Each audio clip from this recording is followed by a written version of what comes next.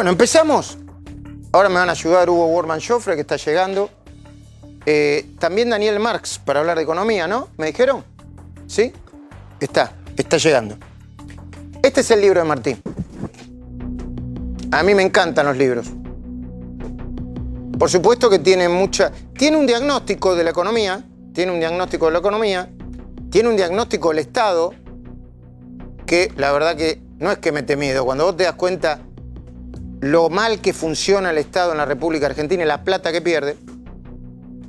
Pero también tiene una mirada sobre la corrupción, que es diferente y que quiero compartir con vos.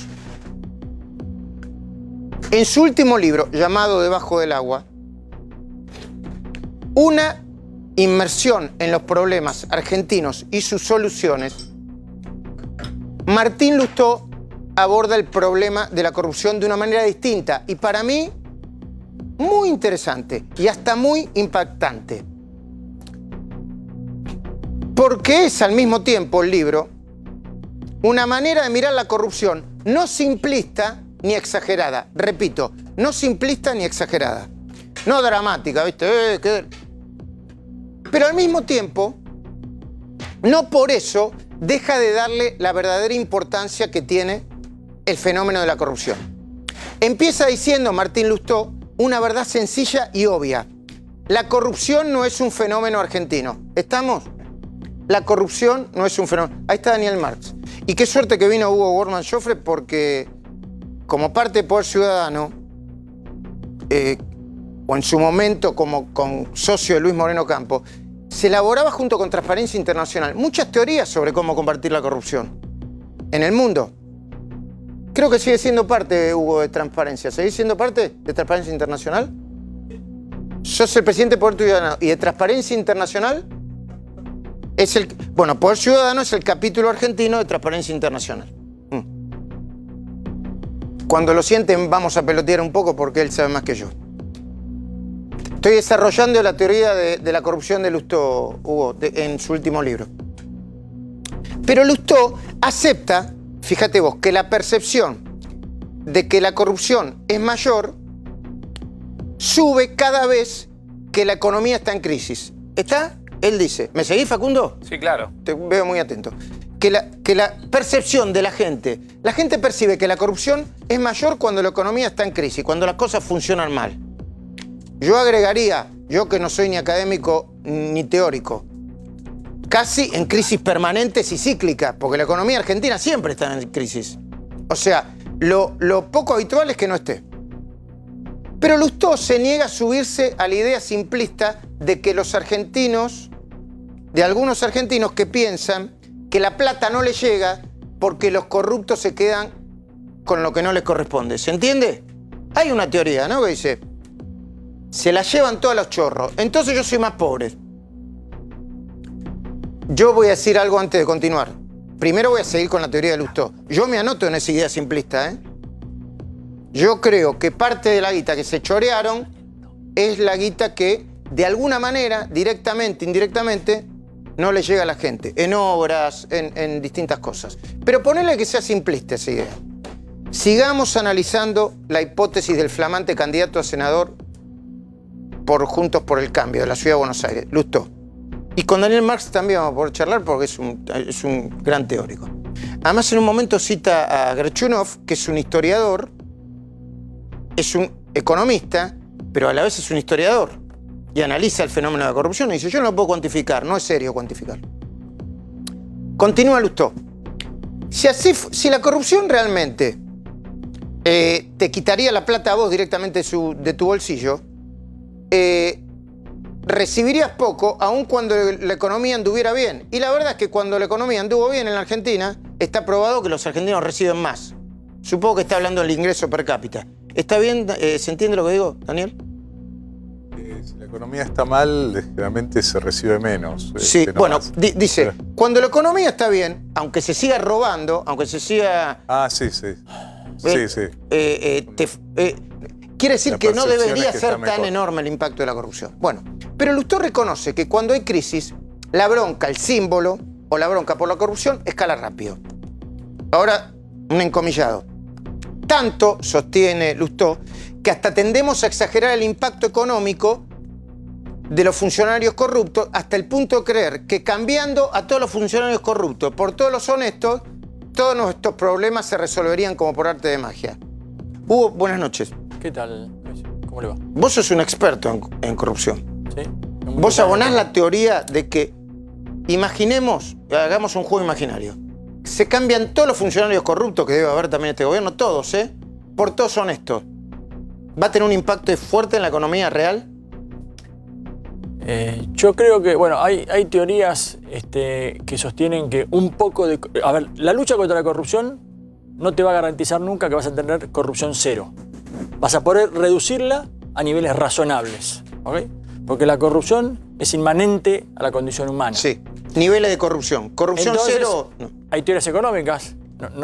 Acá el profesor Marx seguramente se va a poder explicar mejor que yo, que dicen que un poco de corrupción incluso sirve para engrasar los engranajes y que es bueno. Por ejemplo, en la India hay una página que dice I pay a bribe, yo pago sobornos. Y uno puede saber en tiempo real, denunciado por los ciudadanos, invito a que la vean esa página, es de una ONG, donde uno puede saber, denunciado por los ciudadanos, cuál es la repartición más corrupta de la India. En general, la que viene ganando hace muchos años es la repartición que expide las licencias de conducir. Y bueno, y eso, digamos, demuestra que ese lugar es el lugar más corrupto de la administración pública de la India. Pero en esa cultura, entregar obsequios a los funcionarios está bien visto. Es parte de la cultura del pueblo. Muy bien, muy interesante. Bueno, Lustó cita a Gerchunov y sostiene que él también, que como Gerchunov, no se siente capaz de calcular cuantitativamente cuál es el impacto de la corrupción en la economía argentina. Eso es un número muy grande. Usted tampoco, ¿no, Daniel? No, tampoco. Bueno, imagínense si usted no puede. Bueno. Pero al mismo tiempo reconoce que las prácticas corruptas en la Argentina se fueron degradando. Esto es interesante. Como la educación, la salud pública, la cultura, la economía, la convivencia social. Ahora vas a ver de qué estamos hablando. Ahora vas a ver un montón de ejemplos. A partir de este punto, un poco como Hugo, distingue 4 niveles de corrupción. El nivel de corrupción 0 es un mundo ideal donde no hay corrupción. Incluso en Noruega dicen que también hay, que es uno de los, creo que está sexto en el nivel de transparencia. De transparencia. Bueno, por supuesto lo define como un ideal, como un sueño a cumplir, un camino a seguir. Argentina lejos. Y afirma que en todos los países hay corrupción. Pero que la diferencia son los estándares, la tolerancia y el castigo, ¿no? En los países. Con la Argentina. Y pone un ejemplo, pone un montón de ejemplos. Pone el ejemplo de Uruguay, ¿te acordás con Sandik y la Sendik era, ¿no? Sendik. Noruega, el 6º país del mundo de menos corrupción, ¿no? No sé cuál es el primero, según Transparencia Internacional. Condenaron a un agente de policía a más de 20 años de cárcel efectiva, 20 años, por aceptar soborno y ayudar a los narcotraficantes. Entonces vos decís, güey, que demasiado, ¿no? Y continúa Lustó. Allí es tan inusual la corrupción dentro de las instituciones públicas que hasta transmitieron el juicio del policía por televisión. ¿Te imaginás? Acá tenés que hacer un canal de corrupción policial TV, una señal. Y van pasando todos los días un juicio. No. Acá tenés que hacer una señal de corrupción. El segundo nivel de corrupción, según Lustó, es cuando el Estado compra, hace una licitación transparente y elige el producto mejor y el más barato. Pero la empresa, cualquiera sea la empresa que gana, debe pagar, ponele, dice él, el 5% de la coima que carga, que después el empresario lo carga como sobreprecio. Entonces vos decís, yo cuando leí eso digo, Lustó está bancando la corrupción. No, dice, el delito ese es inmoral, está tipificado, es el 265, ¿no? ¿Qué es? 256. 256, ¿qué es? Cohecho. Cohecho. Pero el impacto no es distinto, una evasión, dice, desde el punto de vista económico, del 5% de los impuestos. Una baja evasión. Va a un nivel de corrupción superior. Es cuando se hace la licitación, pero no gana ni el mejor ni el más barato, sino que ofrece una coima mayor. El que ofrece una coima mayor. Aquí el problema no es solo la pérdida del porcentaje de corrupción, de ese 5%, además, se está comprando el Estado algo más caro y peor que el que debería. Es decir, el Estado pierde plata, pero además te da vos porquería. Hay un problema grave acá. ¿Y a qué te hace acordar esto? Yo te digo a qué me hace acordar. A ver, ¿a qué te hace acordar esto? ¿A qué tipo de corrupción? Yo te digo uno. Los cuadernos de la corrupción. Cartelización de la obra pública. Perdón, los cuadernos, las causas de cartelización de la obra pública deben ser más, ¿no? Supongo que los cuadernos. En efecto, en la cartelización de la obra pública se probó que había un señor que se juntaba, que arregló con el Estado, pagarle, Wagner, la camarita, este paga tanto, este paga tanto. Ahí nadie preguntaba si la obra era buena, si el cemento era de calidad. Se repartían la obra. Sí, bueno, si terminaban las rutas o no las terminaban. Viste que la auditoría dice que Lázaro no terminó, no sé qué. No sé cómo va esa auditoría, era tremendo. Eso va a estar para agosto, el resultado que están esperando en la justicia. Pero la denuncia de vialidad, ¿qué dice? Que dejaron sin entregar el 80%, ¿no? Y te acordás que nosotros contamos lo de las canteras, o sea, negocios que se van descubriendo, que se ponen sobre la mesa en el juicio oral, que no estaban tan planteados en la etapa de instrucción. Bueno, eso no debe haber en el mundo, no sé cuánto hay en el mundo, pero eso lo tiene la Argentina. Ese nivel de corrupción lo tiene la Argentina. Te doy un ejemplo de enormidad. Hay más de 150 hombres de negocios y empresarios y funcionarios procesados formando una asociación ilícita para repartirse dinero negro. Pero el cuarto nivel es el más negativo. Es el que consiste en que alguien paga un soborno para obtener algo que el Estado, o poner algo que el Estado no debería permitir, o venderle algo que el Estado no precisa. Un ejemplo, se inventa una mega obra que no es necesaria. ¿Viste que hay mega obras inventadas? Claro. Mega estadio, te puedo citar 3 provincias por lo menos que tienen 3 mega estadios, que vos decís, Que no se usan. en el Chaco hay uno, ¿no? Algunos en marcha, ¿no? Y la terminal de ómnibus acá también, por ejemplo. Bueno, Enorme. obra que que no no van se ni usa. van. Y que a veces ni siquiera se llevan adelante. Pocos países del mundo pagan coima y corrupción con obras que no se hacen, ¿no? Argentina sí, Hugo. Sí, claro. Bueno. ¿Viste un puente? ¿Lo hicieron? ¿No? Bueno. Alguien, en este nivel de corrupción, también está el caso de alguien que paga para que se libere una zona para el narcotráfico, para ingresar efedrina, por ejemplo, o evitar controles técnicos en trenes o en otras obras. Este es el peor nivel porque demuestra que la corrupción, dice Lustó, es el motor de las decisiones de la política. Vos no tenés una política de Estado, tenés una política de corrupción de Estado. Y cuando Lustó cita este ejemplo teórico, ¿en qué caso pensás? De nuevo, en las rutas de Baez, que prometió que iba a hacer y no hizo, pero también pienso en la tragedia de Once, en la masacre de Once, en la corrupción que mata. Se probó que en Once la corrupción mata porque estaban entongados para no controlar la seguridad de los trenes. De hecho, los paragolpes estaban abandonados en un taller ferroviario y no se habían puesto. Bueno. Lustó, ex embajador de los Estados Unidos, habla de degradación de la corrupción porque también se pregunta, como nos preguntamos vos y yo, que esto es una pregunta que se hace la gente en la teoría de la corrupción también. Yo también me la pregunto. ¿Para qué quieren tanta guita? Viste, hay un nivel de guita. Yo no sé, no.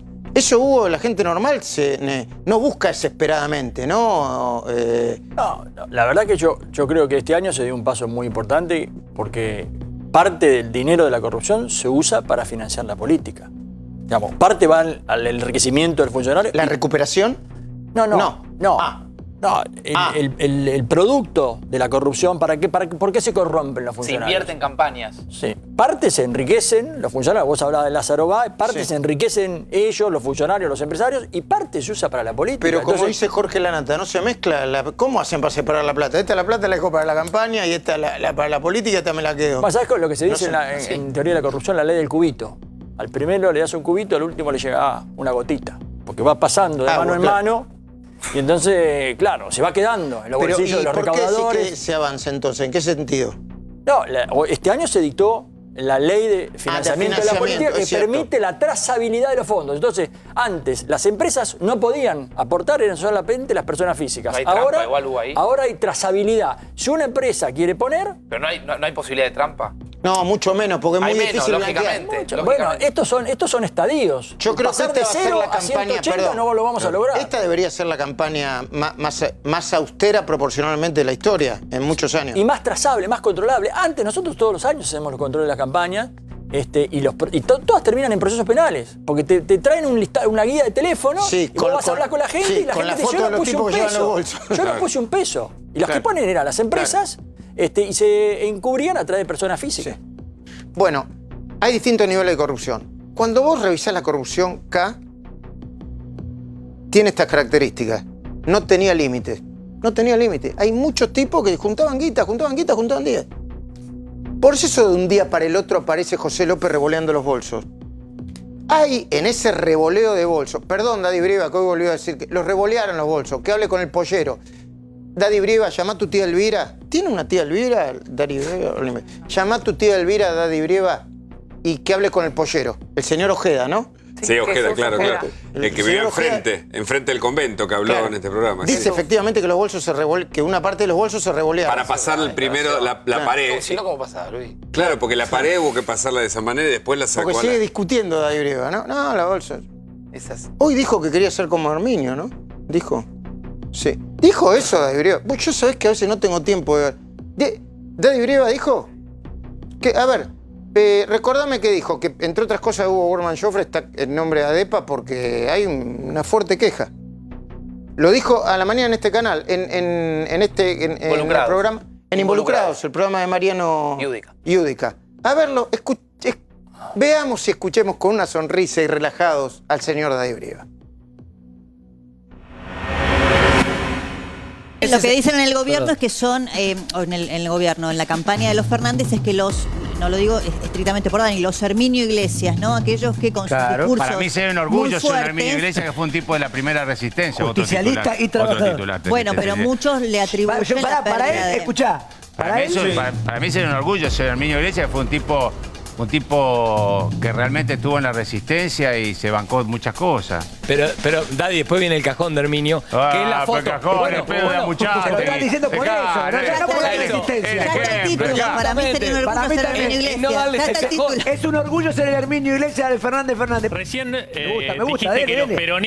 los peronistas estamos del lado de los buenos. Sí. José López era peronista y vos en algún momento relativizaste el hecho de los bolsos. ¿Seguís pensando lo mismo? ¿O No. ese es la oveja negra del Muy bien. peronismo? No, porque me cruzo enfrente y te pego un botellazo. No, eso no. Vení tranquilo, tengo una copa para responder. Escuchá lo que te digo. Cantó retruco, ¿eh? Lo que dije El es que brasilero te va yo a me hago entender. cargo de eso. ¿Me entendés? Que no me siento orgulloso, pero me hago cargo. No me hago el boludo. Decir, no era mío. No. ¿Me entendés lo que te digo? Te haces cargo. Me hago cargo, sí, es de los míos. De todas maneras, lo que yo dije era que yo no lo vi revolear bolsos de esta cosa que se quedó marcada. Bueno, Déjame terminar, te por dejo, mamá, te lo pido. Sí. Que esta cosa que se marcó en la gente, que era revolvió, y lo revolvió, viste lo que decía ya cualquiera, decía, y revolvió los bolsos. No revolvió, lo dejó ahí con la ametralladora. Está bien. Si lo 100 dejas una millones de cosa, dólares. ¿Te lo puedo refutar Se con un clavó dato? las monjas, todo lo que vos quieras, pero no ¿Te revolvió. lo puedo vos refutar con un referís al dato? Sí. Porque la despedida, dijo, por eso. ¿Por qué la despedida? Es verdad. Sí, Yo creo que uno no se tiene que disfrazar de lo que no es para tener votos. Yo creo que uno tiene que reafirmar la esencia de uno y aguantar los trapos. Yo no creo que uno tenga que ser de determinada manera para que la señora de Pacheco de Melo y Callao me vote. ¿Y Cristina se está Y que no me va a disfrazando? votar nunca por más que yo le entregue pasajes semanales a Nueva York. Entonces, a mí me gustaría que seamos conscientes de eso y que realmente nos mostremos como somos, porque yo creo que estamos del lado bueno de la historia. Yo creo que el peronismo es estar del lado de los buenos. Yo digo, estaba hablando en broma, ¿no? Primero, cuando Débora le decía, tengo un dato para darte, Débora, ni se te ocurra aportarle un dato. Darle un dato a Daddy Brieva es como la kriptonita. Si vos le das un dato de la realidad, como que se asusta. Es un dato. Después sí, o sea, yo no sé si no escuchan, pero hay que tomarlo en broma. A ver, como integrante de ADEPA, ¿hay que tomarlo en broma, Daddy Brieva, o no? Cuando habla de la CONADEP de la corrupción. No, a mí me parece que es un precedente terrible hacer una comparación entre violaciones a derechos humanos y crímenes masivos. Sí, perdón, con la responsabilidad dije CONADEP de la corrupción, es CONADEP del periodismo. del periodismo, claro. se entendió. Pero, digo, además, les voy a dar un dato, seguramente los que hacen tribunales lo recuerdan, y usted también, Luis. Hace muchos años, un periodista del Financial Times que había denunciado que había un segundo caso de coimas en el Senado porque unos senadores le pedían dinero a unos banqueros para no sacar una ley que beneficiaba a determinada política económica o que beneficiaba a los bancos. El juez federal, en ese momento, el juez Bonadío. ¿Y? Lo citó a Tomás Catán, que era el periodista de Financial Times, nosotros fuimos abogados de él, y le secuestró los teléfonos en una declaración testimonial y le pidió el listado de todos los teléfonos. No lo debería haber hecho. Artículo 43 de la Constitución Nacional está preservada, protegida la fuente de ustedes como periodistas y es un derecho reconocido por la Convención Americana de Derechos Humanos, artículo 13, con lo cual, ¿y saben lo que hizo la Cámara Federal en ese momento? Con voto de los doctores Irursun y Catani, la famosa. Ordenó destruir. Ordenó destruir en nuestra presencia los listados por violación al derecho de preservación de la fuente. Listado de los llamados. Sí. Listado de los llamados. Esto mismo es lo que se está haciendo ahora en Dolores. Y todos están mirando para el costado. Entonces, la verdad es que me parece que esto es muy serio. Es una situación muy seria que acá el periodismo se tendría que alzar, ustedes se tendrían que alzar a demostrar que lo que están derecho haciendo, yo lo dije claramente, el secreto de sus fuentes. El pedido de indagatoria de Daniel Santoro es una enormidad, pero no lo quiero hacer desde el lugar corporativo. Es una enormidad porque no pueden. Es más, fue Luis Gasulla, lo citaron a Luis Gasulla, y Luis Gasulla le puso el teléfono y dijo, yo no tengo ningún problema en que me revisen el teléfono. Espera un poquitito que revisamos lo que nosotros creemos importante. Yo le dije, Luis, no hagas eso, no tenés por qué hacerlo, es una locura. No, pero además me parece que es en defensa de la actividad de ustedes. Digamos, por más que yo quiera, no puedo. Por más que ustedes quieran como individualmente, suponete Luis Gasulla dijera, yo quiero, está resignando un derecho constitucional que hace a la profesión y que hace a la esencia de la democracia. Si ustedes no pueden informar y ustedes garantizar con las personas que hablan que esa conversación es secreta, se está destruyendo la capacidad de transmitir información esencial que hace al control de los poderes del Estado. Muy importante. No tiene que ver solamente con Daniel Santoro, tiene que ver con todos nosotros. El concepto de criminalizar el periodismo, que es lo que se está difundiendo en foros, que se firme y demás para apoyar y evitar ese tipo de cuestiones. Bueno, es una justificación porque vienen por nosotros. No hay que asustarse, pero vienen por nosotros. No es que van por todo, vienen por nosotros, porque nosotros somos un problema. Yo no quiero exagerar, pero yo lo decía con Eduardo Feynman. Argentina no es Venezuela porque, entre otras cosas, tiene algunos de los fiscales y los jueces que tiene y algunos de los periodistas y medios que tiene, incluido este medio. No todo este medio. Por eso Argentina no es Venezuela, porque todavía nosotros, por lo menos tratamos de probar los hechos y decimos lo que tenemos que decir. Me estoy acordando un dato más del caso de Tomás Catán. ¿Saben quién hizo un amicus? Curiae. Un amicus curiae amigo del tribunal. En apoyo de la petición. ¿Quién? Horacio Berbisky. Que en ese momento era el periodista que presidía la Asociación Periodistas. No sé si usted integraba. No, yo me acuerdo. Bueno, con todo respeto por Horacio, al que yo le he tenido mucho afecto. Es otra persona, Horacio, con todo el respeto del mundo, es otra persona distinta, absolutamente distinta. Lo que está un poco agitando lo que nosotros llamamos el operativo PUF, contra Daniel Santoro y contra el periodismo crítico, para todos lados crítico para todos lados. Pero yo volví a hablar de la corrupción, de los secretos de la corrupción K. Cuando vos tenés plata negra y te querés llenar de guita, no podés comprar ningún bien registrable, ¿no? Eso es lavado de dinero. No podés adquirir ninguna propiedad inmueble, ni un auto, ni un barco, ¿viste? Ni el avión que hoy quieren. ¿Ese barco de quién es? El barco de Jaime. Mirá qué tremendo barcazo, ¿no? Muchos recuperados ya. Sí. Con ese barco ya claro, se le pone recuperado de la corrupción justamente como un mensaje que queda ahí implícito, impreso.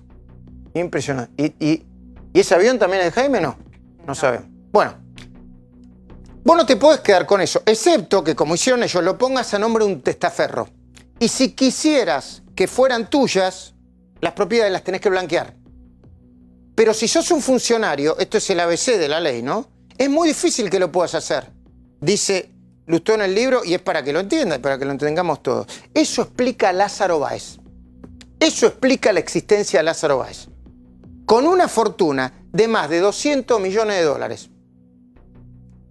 Él, de la nada, que fuera cadete o gerente de un banco, lo mismo, ¿no? ¿Cómo hace para levantar 200 millones de dólares registrables, no? Sí, claro. Entre dos. Más.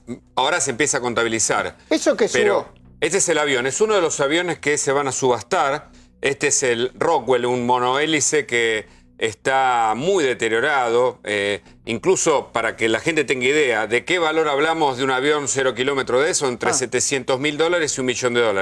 Pero hay otro avión también, que es un Learjet, en el que vino del sur cuando fue enterido en 2016, que está en mejores condiciones y ese sí tiene el cartel recuperado para el Estado. Pero fíjate. Perdón, ese es el avión donde volvió Lázaro Báez y en enero de 2016 estaba en Río Gallegos, fue hasta San Fernando y lo detuvieron ahí. Claro, ese es uno de los aviones. Este que estamos viendo es el Rockwell, el que está más destruido. Los dos van a subasta. ¿Vos cómo sabés de aviones, Porque que fuimos siguiendo. Es que fue una de las condiciones. Y empezamos a consultar y a tener un mundo de fuentes del mundo aeronáutico que nos ayudan también con valores.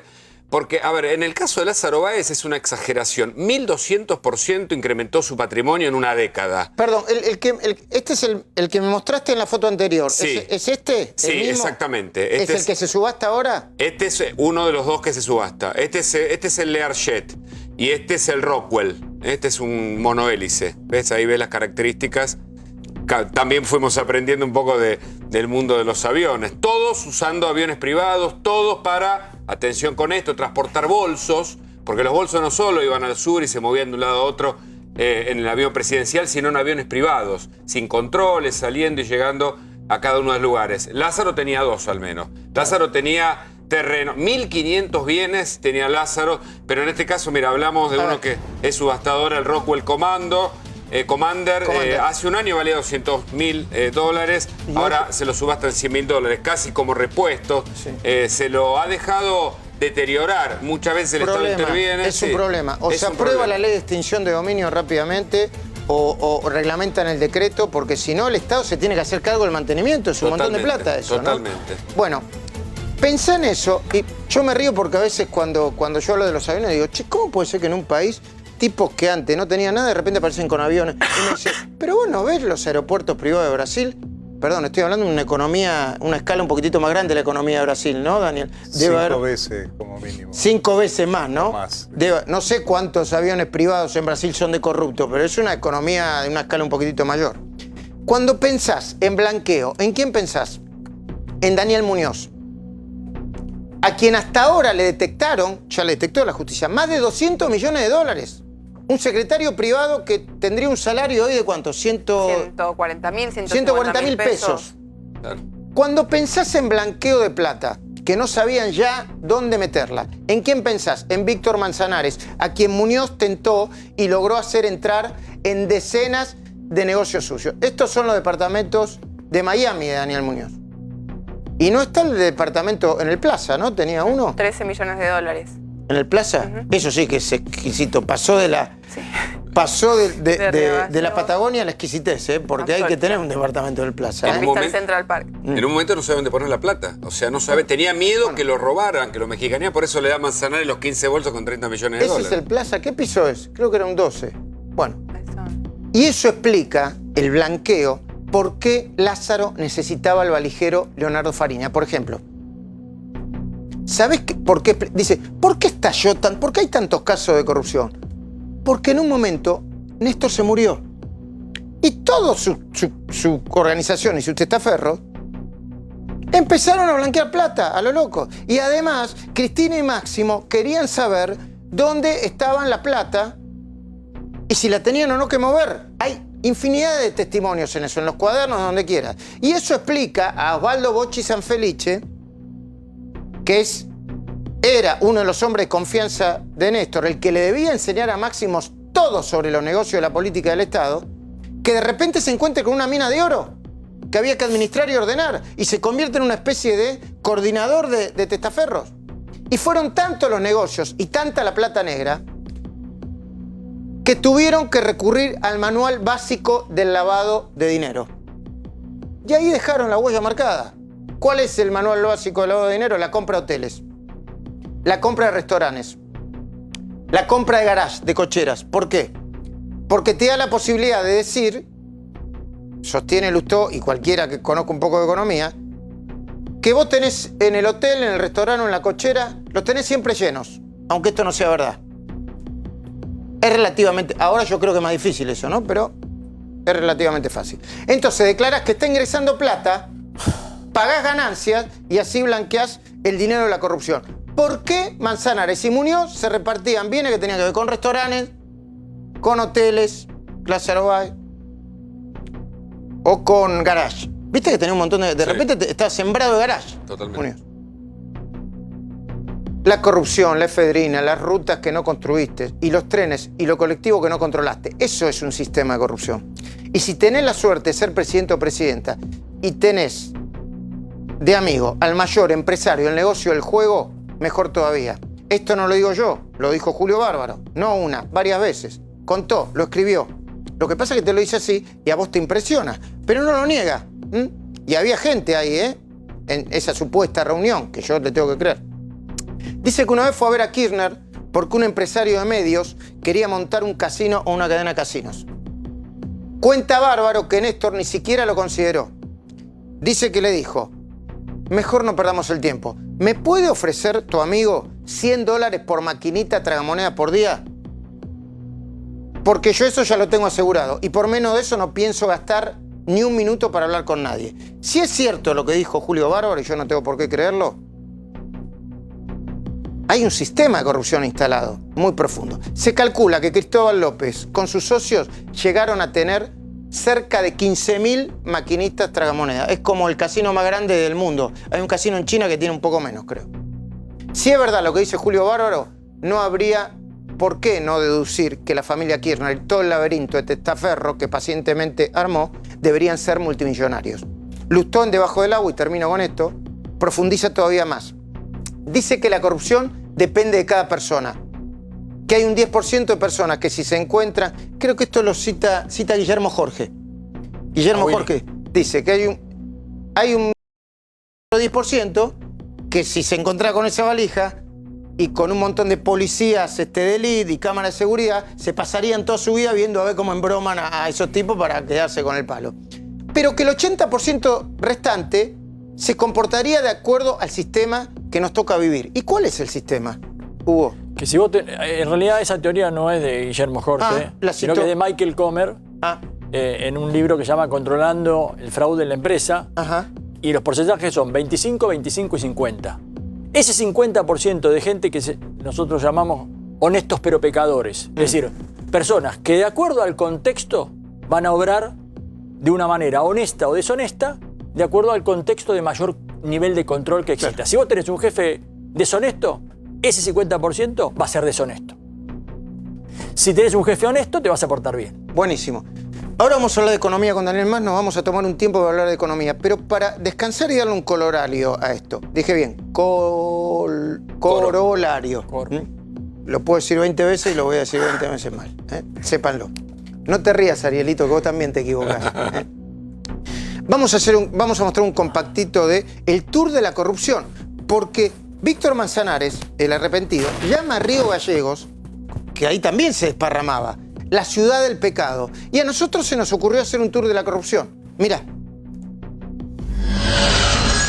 Este es el punto cero de la ruta del dinero de la corrupción. Manzanares fue el testigo más importante de los movimientos, lugares y protagonistas. Así comienza el tour de la corrupción en Río Gallegos. Según declaró Manzanares, hasta acá llegaba el avión con los bolsos de dinero. Los retiraban y de esa manera evitaban ser vistos. Por eso, más tarde, hicieron este muro.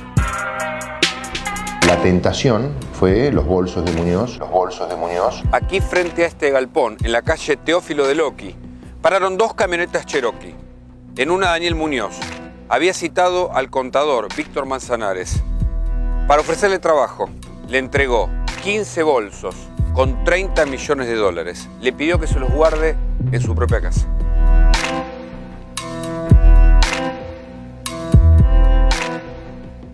sea que subiste ahí, ibas subiendo un bolso, otro bolso. Así. Y lo ponía acá arriba. La conversación con Muñoz es: ¿querés trabajar para mí? En el momento que hicimos el transbordo de los bolsos de vehículo a vehículo. Fue la caída. La caída. El dinero venía en 2 valijas, normalmente, que eran transportadas por Daniel Muñoz en el avión presidencial, en el Tango 01, y otras veces en jet privados.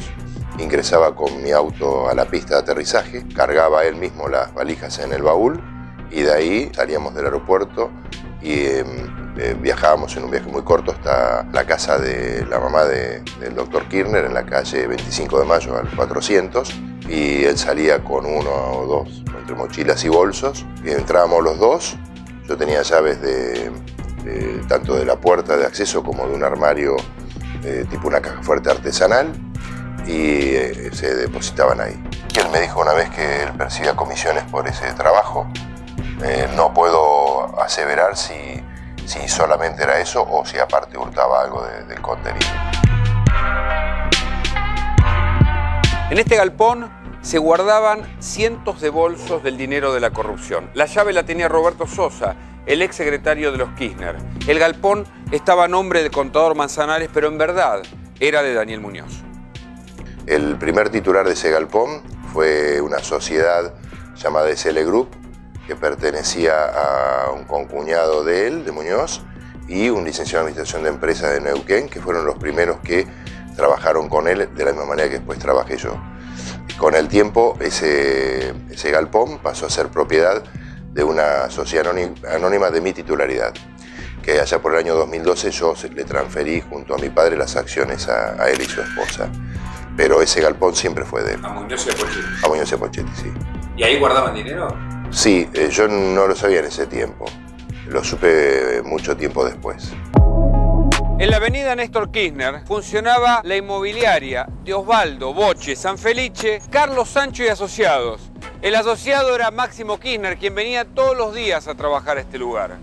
Cuando la justicia lo allanó, este inmueble buscaba lo que había dicho Mariana Zubik y otros denunciantes, una bóveda que habría sido construida por el mismo herrero que la hizo en la estancia de Lázaro Báez.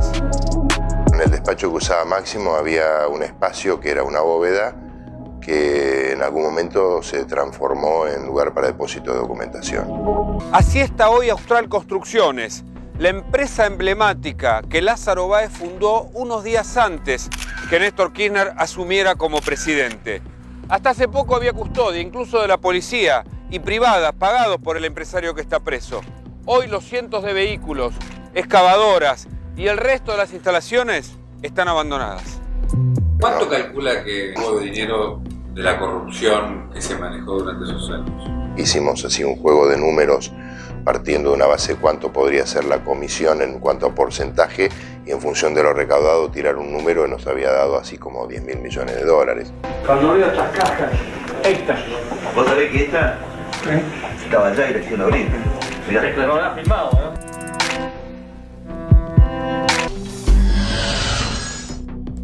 Bueno, ahí está. Y ahora vamos a hacer un informe sobre los bienes de la corrupción que están tratando de ser recuperados. Pero hablemos un poco de economía, Daniel.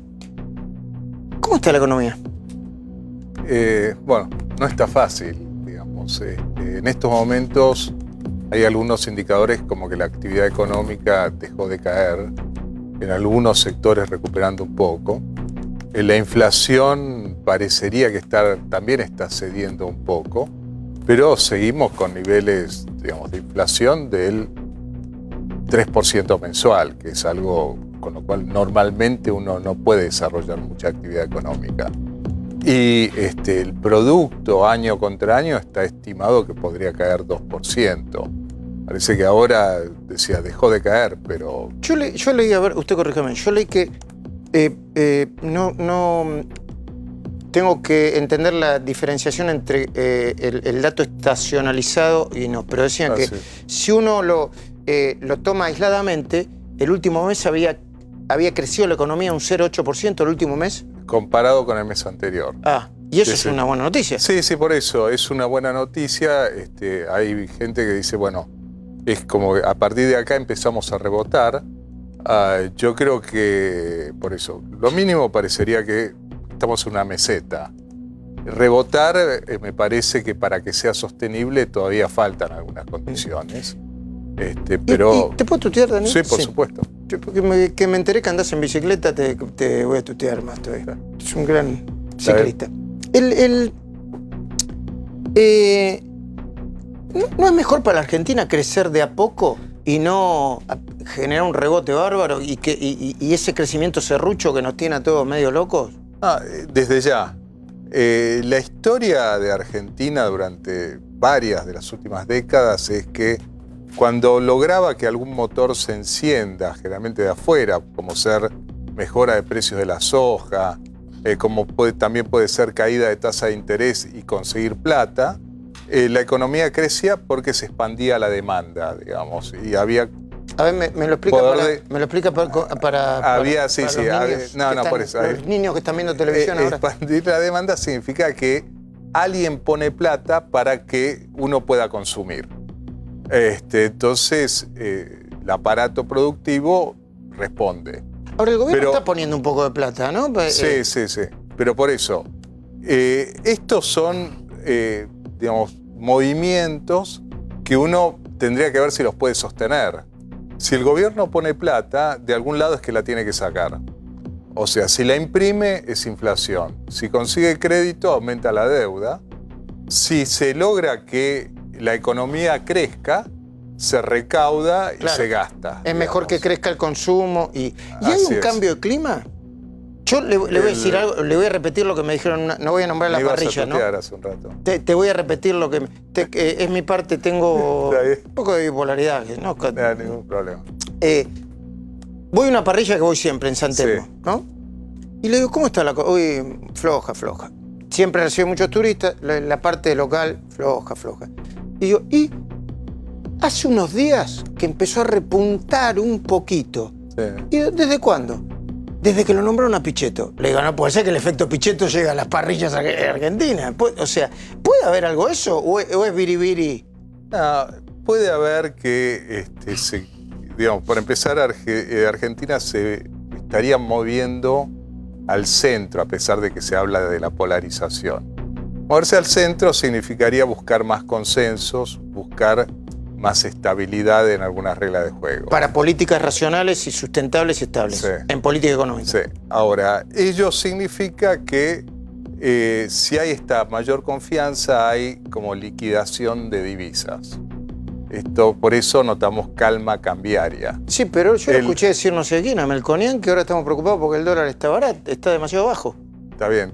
Bueno, tenemos que evitar fluctuaciones violentas, tenemos que evitar que de repente esté muy bajo, pero también tenemos que evitar que se vaya muy arriba, porque eso señalaría que la Argentina está en fuga y que la plata se quiere ir en lugar de buscar oportunidades dentro de Argentina. Entonces es una cuestión de equilibrio, digamos. Entonces, si aparece ese dinero, se puede gastar.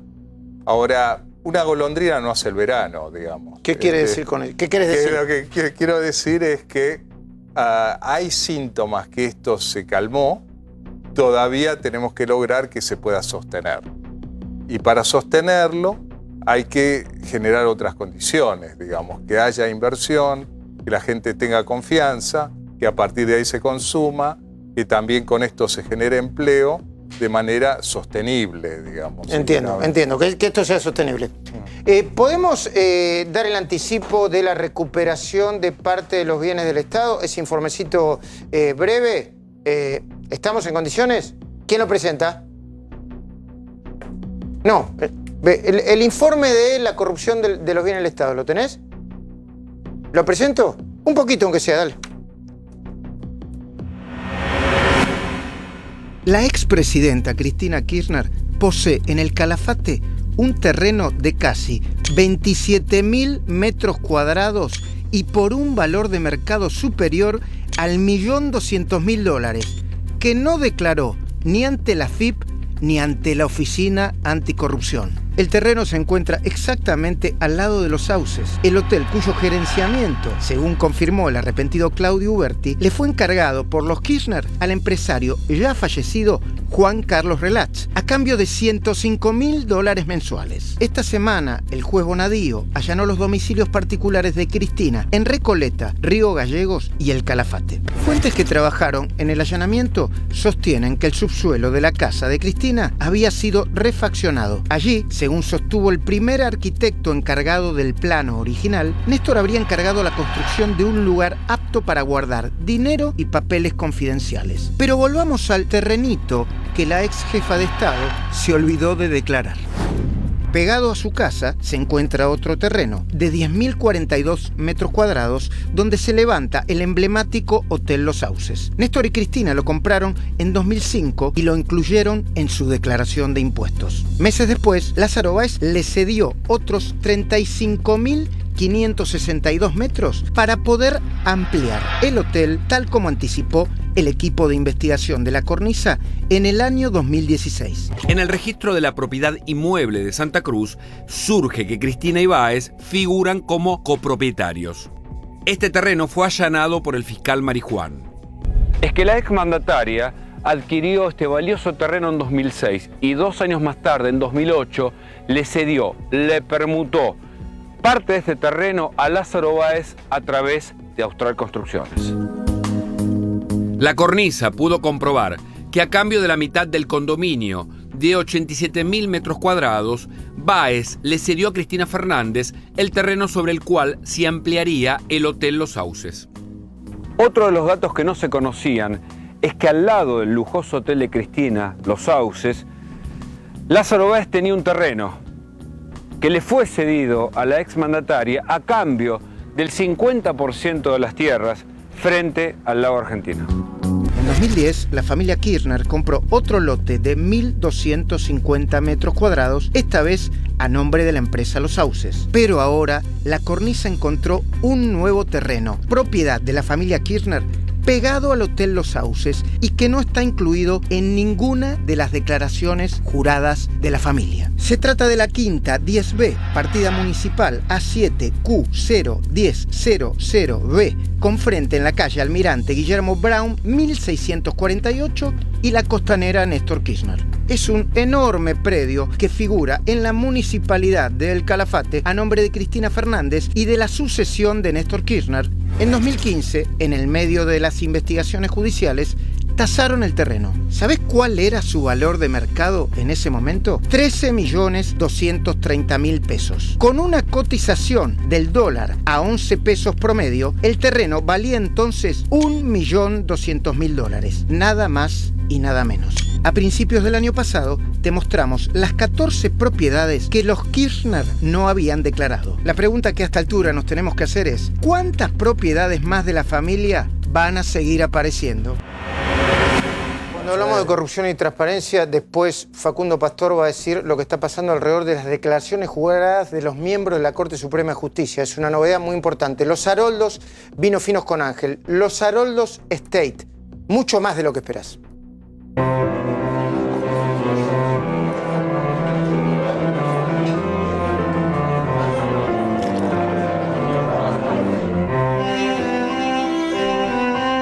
Los Haroldos State, mucho más de lo que esperás.